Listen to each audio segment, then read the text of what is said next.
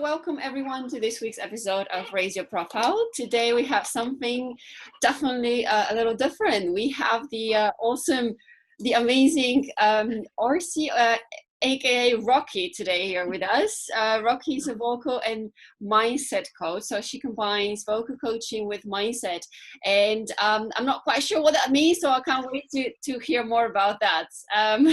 When I met Rocky a couple of years ago, by the way, I know she was doing vocal coaching and then she transitioned into mindset. So Rocky, tell us about what you do now and how did you decide to do what you're doing? What's the story? What led you to on this path? Sure. Hi, everyone, and thank you for having me. Like I said, I'm quite excited. So basically, I'm a vocal coach in general. I've been coaching for like 17 years, and that was the first path I did. And basically what happened, yes, when we met a few years ago, I was already open to coaching in general. And I was thinking, like at first I was thinking like maybe I'm gonna do both separately, like coaching, like life coaching or mindset coaching, and doing the vocal coaching.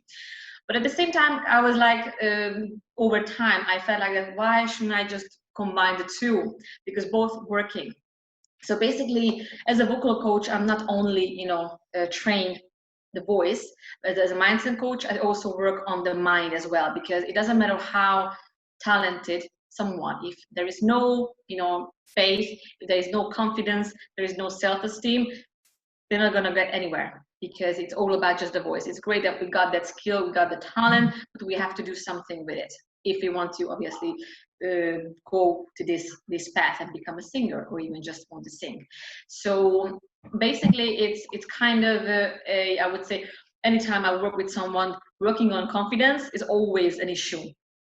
It's very rare. I would say like 2 out of 10 people who are very confident and they just like they just sing, and they are not afraid of going for it and try and experiment. But most people got used to actually kind of holding themselves back, like they become quiet, even sometimes coming from like different cultures, that or when we are kids we are told to stay quiet, don't talk, and it's kind of a work when you need to make someone to be loud, who not used to, or even not just like being loud, you're more like to actually just release the voice.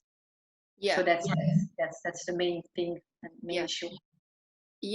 I see, and I think we all have a story, and I know you have a very unique story, and I think it probably relates to what you just said there about most of us are told to be quiet, to to sort of contain ourselves or our voices. And I really want to hear more about that. And that's really, really interesting, because I think a lot of people, whether they're singers or not, they have this sort of issue. And of course, if you're a singer and you can't release your voice, that's a problem. But what's your story? What tell us, share however much you want. Anything, all the dirty deeds. Yes, sure. What led you on the path? I know whenever somebody goes on the path of personal development, growth, and mindset development, there's always something behind it. And I think it's all great that we grow and develop, but what's really interesting is what triggered that in the first place. So what's the story behind Rocky? Well, the very, very, very first one, if I go like, like stations, if I have stations, I can say that I was like kind of 20 when I decided I want to teach, when I woke up coaching. That time I was in the music school. So I haven't even finished my didn't have the paper yet, but I was already thinking to actually become a teacher. The reason why I did it, because anytime I heard someone singing, for some reason, I just heard if somebody's doing right or somebody's doing wrong. I didn't know how to do, but kind of is kind of a vision to me. When I hear it, I can see exactly what's happening inside, and I was like, I know I can do this. And that's interesting, because here comes the confidence part, because I had the confidence but didn't have all the knowledge that time, but I had the confidence and I was sure that I can help. So that's how I started as a coach. And basically that was that was a long journey, many years. I finished my degree and stuff like that, but it was years ago, almost like a decade after. Then I moved to London, and I started to started my own vocal school, and I started there actually in my bedroom. That's where I started, and then in a few years it became international. So it was I would say that I have to say that was definitely meant to become a vocal coach, because it worked really well. But over time I kind of lost my voice, but not, I'm talking about the singing voice or the talking voice. It's more like I kind of lost myself. And when I say that I lost my voice, is like that I just couldn't kind of say it out loud what's inside. And it's unfortunately it's because I was in a marriage. At that time I didn't know that it's not really my path, or a way to live. And I kind of completely lost who I was, and I was living literally someone else's life. And the coaching was the only thing actually that I felt that this is me. But basically we ended up, with a divorce, and that time I felt like that I am absolutely useless. So I cannot do this alone. I didn't have any kind of confidence, any self-esteem, nothing. I literally felt like that I cannot do this without help. So I'm not good enough, even though that I already had an international school. And so it was actually a very interesting, way of things. And once I got separated, and I was over another relationship which was ended up with, involving police. So it was actually a horrible experience at that time. Now I know that it was obviously helping, but once that part was over, that was the time when I just completely lost, and I was devastated, like what I'm gonna do. Because a year before that, I had a marriage, I had a school, I had the kids. So it was everything on paper looked fine. Like it seemed like I have everything, but still I wasn't happy. So year after, I was there alone, and I had no idea where I'm gonna go. And all I knew that I just wanted a different life, but I didn't know what. That was the time when I started my personal development. I started to read. I started to kind of work on myself. I started to find out who I was. I actually went to psychologists because I needed help. I felt like in many ways, even as a mother, I needed help, even as a woman, even everything. And that's when I found this 2 days business seminar in London. And that was the first time I went to a seminar like this. And on that seminar, I've listened different business coaches, businessmen who had different courses and stuff like that. And everything was so good. I had no idea, okay, which one I should choose, which one is the most important. But then basically that was that weekend, I didn't know that was the time actually that I literally stepped out of my comfort zone massively, because I've heard someone, to talk, our wonderful mentor, Jason, and after when I heard him, I knew that this is the course I need to go. And obviously that was kind of a lot of money for me that time, and I was like, okay, that's I want to do this because it's important. It's about business, learning and marketing, and I knew I needed this. And when I went to, I decided I'm gonna go. I was literally like doing this all the time. I was sweating. I was just walking around, and before that, I called my dad just to talk to him, just get some confirmation. But obviously, he wanted to talk me out of it. So I'm like, okay, thanks. I hang up the phone. And before that, every time I did something, I used to ask my husband. And that time I was like, I cannot call him, just that's not the way. And so I decided, okay, I need to make a decision myself. And so I went there and I gave my credit cards, and I was literally, I panicked. Like, well, okay, what I'm gonna do now? How I'm gonna pay this? I was completely shocked because I had a big fear, and I had quite a bad relationship with money that time. But once I did this, I realized that it wasn't really about the money. It was more about making a decision on my own. That was much scarier. And that was the time when I realized that how scary it is once we are alone. And now whatever I do, whatever the ending is going to be, that's my responsibility. So that was actually, I would say, that the day when that's my journey started, and it was a really big step being out. Movement was out of my comfort zone. So yeah, that was basically the kind of the big story behind. But if you said that you know that there's a story behind, so that's the story actually you thought. So yeah. yes, Absolutely. okay, I know we've obviously talked about it before. If there's anything else you'd like to share, then please go ahead. But do you think so is that the day, and is that the main thing? You had to basically divorce that idea that you need to ask other people and you need to be dependent on other people to make your own decisions. Is that what changed in that day? Is that that yes, the yes, first yes, day? yes, yes. That's definitely that was the moment when I realized that. Yes, Yeah. yeah. Okay.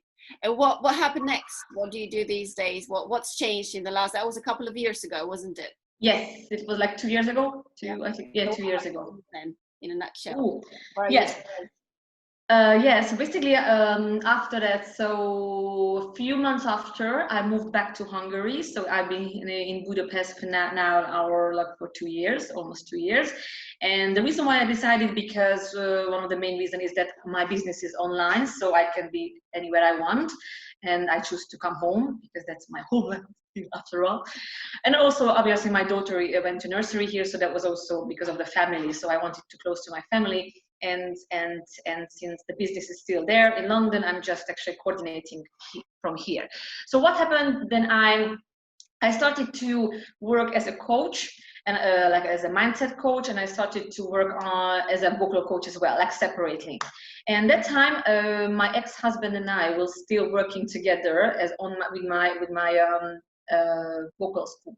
I actually did something that time that I wouldn't say a mistake, because that also led me to do my own stuff not right now. Basically, I sold my vocal company to him. And many people told me that that's not a good idea.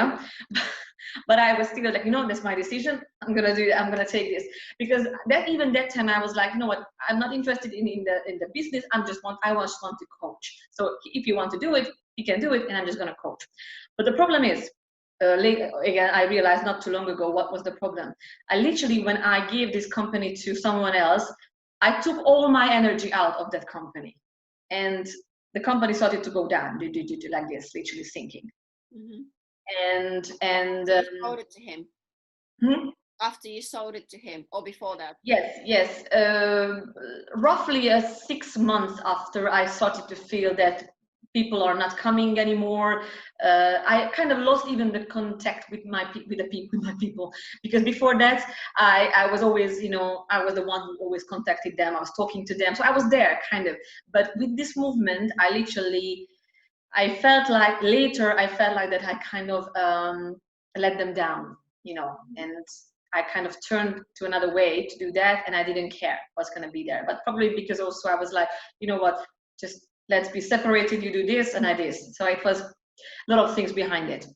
But roughly after 6 months after, the whole company started to lose because we had other coaches, vocal coaches. One of the coach left as well, without any kind of previous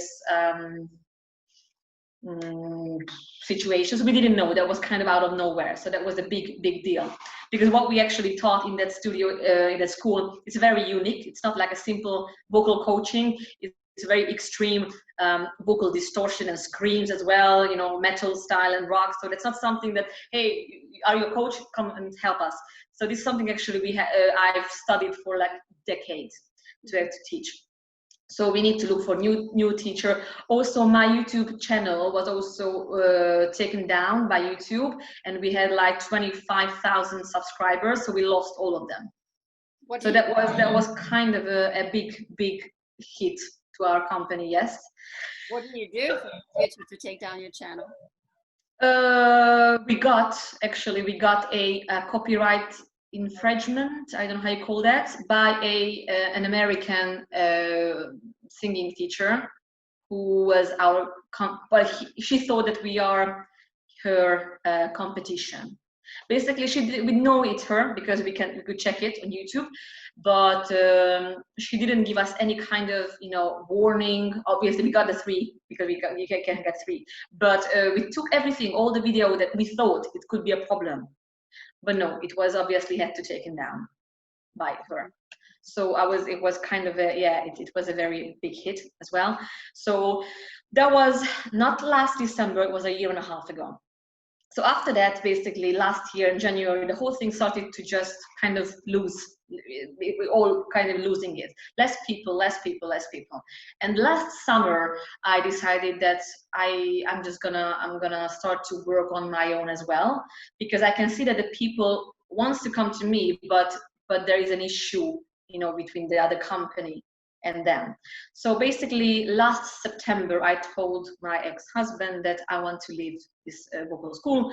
I gave him 3 months, and I said that year I'm gonna finish it, so I'm not gonna obviously, you know, leave and you know, let them down. So this basically from this January, I did everything on my own. I left that company and I established my own vocal studio, Phoenix Vocal Studio. And this is where actually I do the mindset vocal coaching together. So that's, and I started everything again from almost 0, but apparently again, I'm on the right path because it's coming back quite quickly, and it's a great feeling, and it gives me a lot of kind of strength and confidence that I could do it second time again. Yeah. So it's, yeah. I mean, I think that's a typical entrepreneurial journey, isn't it? You fail, something happens, and you just pick yourself up and do it all over again. That's part of the whole journey. And yes, you always end up doing it better the second time. There's always some learning in the failure. It's well, absolutely. Failure really, it's just learning. So what do you do now? Tell us. I remember you once showed me what exactly you teach. So what is it that you teach in terms of vocals and in terms of mindset? Show us a piece of your work. Yes. I will explain how it works. Sure. So basically, like I said, the main field what I used to do, and I started to work do even with the previous vocal school, it's a extreme vocal style, which is everything but clean style. So sometimes we hear, you know, people, singers who has like very raspy voice, or someone even scream and do growls. So that's actually where I specialize myself. By now, within this school, I'm already open, so it's not only this style, because I decided that if somebody wants to learn from me, I'm not gonna, you know, say no. I've been, you know, singing for 22 years, and I've been coaching for 17. So I have quite a long journey, and I would say that I'm a kind of coach and person who likes to update, you know, the knowledge and the techniques to give even more. So there was a time actually kind of a year ago, and I was like, you know, I know enough, I don't want to learn more. But no, that's not the case. So no, so actually that's what I've been doing now. I'm keep learning new stuff, new techniques to do that. So anyway, even though I have this very extreme style, for example, like a scream, like for example, that's one of the it's just a sound that's called false chord, by the way. So the reason why I don't even feel it, because I'm not using my vocal cords. What I'm using when I sing or when I speak, we have we have true vocal cords and false cords, and when it comes to the dirty style, we use our false cords. So that's kind of also a lot of research, practice and stuff like that when we found out how to teach this in a safe and healthy way.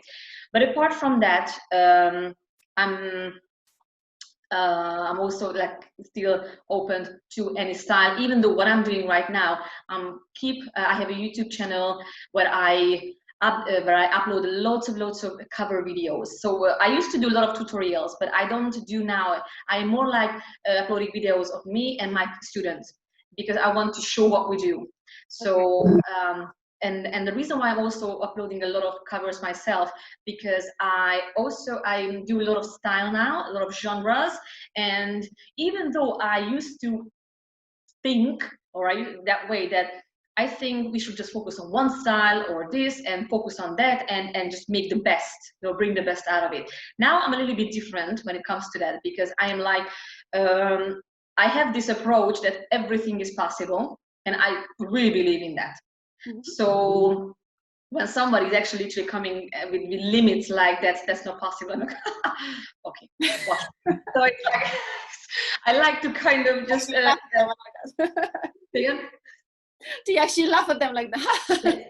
I know I do, like yeah, watch me, okay, or even just like I say like, okay, Doug, yeah, I'll definitely have to try this to prove that that's not right, that's wrong, because so basically I started to learn new style, and I was like, that's actually working for me, so why shouldn't I record and show that? And that's how I want to also prove people that everything is possible. And also now this has also a very important story which goes back into the music college, that when I was in music college, my teacher told me that, I don't know, C5, maybe it doesn't say anything to me or to you guys, but C5 is the highest note I can sing, and that's it, and that's my range, and I shouldn't force it. And I didn't believe in that. Okay, that's the only, and that's the top. I didn't know how to do higher that time, how to go higher, but I knew that now I don't believe it, just stinks. So I don't like that. So obviously I went to other teachers, and see, after now, basically, when I started to sing, my range was about 1.5 octaves, and now it's almost 4. And it's it's only because I didn't let that teacher convince me that that's all I can do. And even though I am not born to be I'm not a natural singer. No one in the family is a musician, and I know that not a natural born singer, which means that there are people that I have students who, they came to me, they start to sing, and I know, okay, that's coming from here. It's a very deep skill and talent. All I had is the passion for singing and music, and that's why I could spend every single day to sing and work on it. And everything I know now, so anyone can learn, basically. Yes, exactly. That's what I'm saying, and that's why I have this saying that everything is possible, because I am the living proof of that. And even still, I am learning new and new techniques, which I had no idea that it's possible to do. We can do like crazy things with our voice, and here comes the other thing actually that I kind of combine with coaching. When we actually sing and when we do different exercises, not only for kind of warming up, because people have this misconception that it's okay, I do my la la la la la la, and it's all about just kind of warming up. No. With different exercises, we can open different cavities in the head, in the throat, in the mouth, in the back, and these things that you're kind of knowing your own inside and opening different cavities. You are literally opening yourself and releasing a lot of stress, tension, suppressed emotions that you're physically holding inside. Yeah. So music and singing is definitely a healer. So that's basically, that's also what I do. But just very quickly going back, yes, because I kind of showing with all the covers I upload, for example, YouTube, that's what I try to prove people that and show people that everything is possible, and they shouldn't believe any kind of limiting belief that no, that's what you can do, that's what you can do. No. Yeah. You can do what you feel like. like. Have the range or whatever it may be, everything is possible. Yes. Yeah. So do you work with people who have never sung as well, or do you work with professional singers? Who are your clients at the moment? It was very different actually. Now I have mainly people who are very regular people, and they just want to sing. Some of them want to do even bands, but just for hobby. But most of them are no, just want to actually sing because of the joy for singing or hobby. And it's crazy actually how many people, because I have students from somebody who's, for example, works from the American Army, someone who works from the NASA, somebody who works for the government, scientists. So it's actually crazy. Yeah. So they're not singers, they just do it for the fun of it. From time to time, have a lot of very professional singers. Right now, more people like them coming to me, which, to be honest, I quite enjoy to work people like that, because they are kind of more open. It's very exciting journey how they can actually progress. That's amazing. That's incredible. I'll tell you a secret. I've always wanted to sing, but I was never a singer. So maybe that's a limiting belief for me to start overcoming. And I know it's possible. Yeah. But. Yes, and you know what? Actually, that's quite good that you said that, because when we are a child, we are born actually. So if you think about, we sing before we talk. Mm. So we have the kind of the what is it? The instinct to sing. But as we grow up, the environment tells us like, shh, and no, you shouldn't sing. That wasn't there, but no, not really good, so don't sing. and that's the reason why we believe that no, we are not, we can't sing. Yeah. So it's definitely limiting belief. Yes. Yeah, definitely. In fact, I'll tell you a quick story without taking too much time. In my music lessons back in school, I was so shy of singing that I would just open my mouth. So that's why I never even practiced, because I just pretend. I would just lip sync, open my mouth when I was supposed to sing, because my friend who was sitting next to me was like, "Let me hear you." And I myself, I was like, no, I'm not doing that. And so I was embarrassed, and probably other things were going on as well. I was just really shy person, really shy kid. And so I didn't want anyone to hear how bad of a singer I was. So I would just pretend. And I think that's how you learn to shut down and shut down and shut down even more. Exactly. Yes. And that's what I love when people finally start to open up, and that they understand how to activate their own voice. It's beautiful, actually. Yeah, and like you said, it reflects on every other area in your life as well. Not every other area, but specifically on confidence and emotions. Because when you shut down and you decide, well, I'm not a singer, then your confidence goes down. Your voice, metaphorically speaking, probably goes down as well. You stop voicing your opinion as much. Exactly. Or if you decide you can't voice your opinion, you probably won't speak up that much. You won't use your voice that much. So all these things are. That's right. Absolutely. Yes. So it's once that you open the flood, or you open the gate for the flood, everything is coming up. Yes, definitely. So you open up in all other areas of your life. Yes, well, it's also very, very yes, that's how I feel actually, since I started to do my own way, and I'm not following any other limiting belief or control. Things are kind of getting so obvious and kind of easier to reach, because I'm not swimming against the flood. You're expanding your boundaries, and you absolutely everything is limitless. So who should contact you? Is it anyone then who wants to sing, or even if they're just looking for more confidence in their life? And it goes the other way around. Let's say if I'm someone who is listening right now and I'm thinking, wow, I never thought about singing, but I like to have more confidence, I like to open up, I like to use my voice for something else, or just sort of learn to speak up, maybe even just in my immediate surroundings. Should I come as well? Yes, you actually said perfectly. Yes, anybody who actually wants to sing, or who are a singer, or just wants to enjoy, or using singing for personal growth, or open up the voice, or speak up, working on confidence.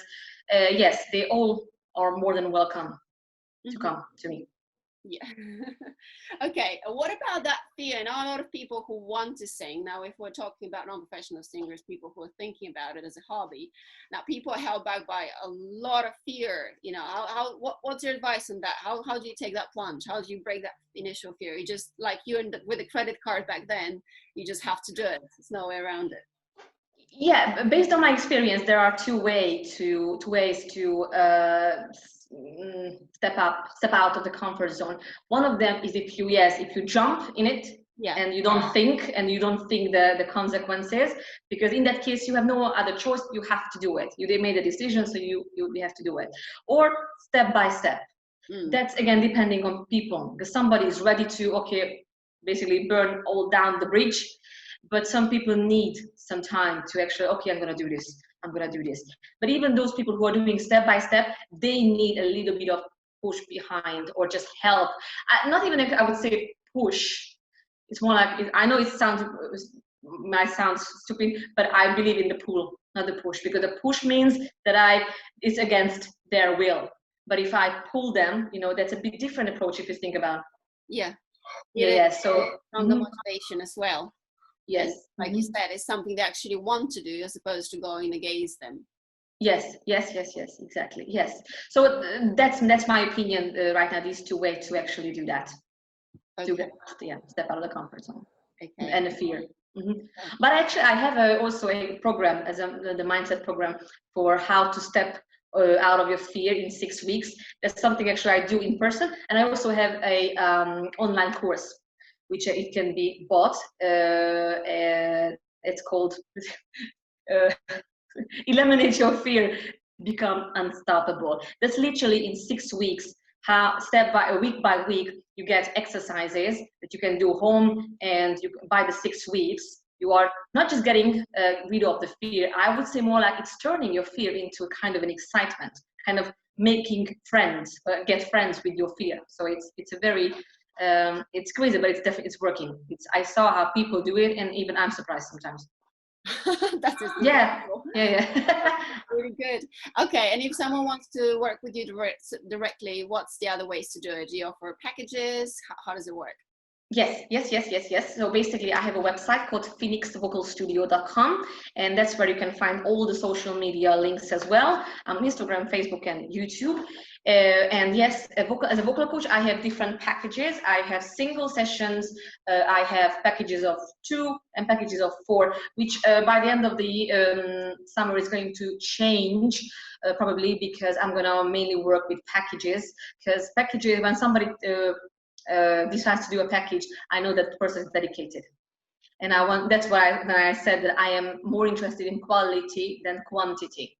So if somebody's coming to me and I say that, okay, at least I have 4 lessons or 6 lessons or 8 lessons, I know, okay, I have this amount of time to work these people, but if somebody takes only 1 session, to me, that's not a guarantee. I also have free consultations. So if somebody's not sure about to do that, at first they can have a talk, they can tell me if they think I'm good for them, then they can decide to go for the packages. Yes, so that's what I do. And I have, like I said, online courses as well. If they want to go for that first, they want to check it, and after that, if they need my help, ta-da! I am more than here.